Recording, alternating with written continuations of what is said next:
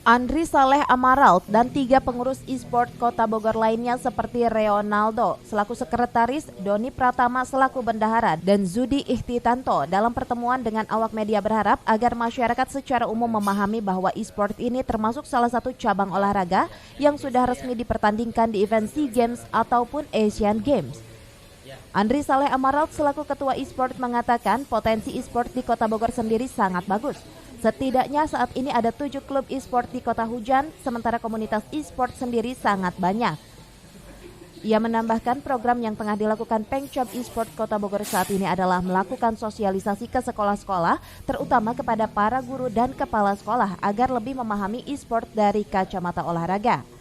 Ia berharap tahun depan e-sport bisa jadi kegiatan ekskul di semua sekolah SMP dan SMA yang ada di Kota Bogor.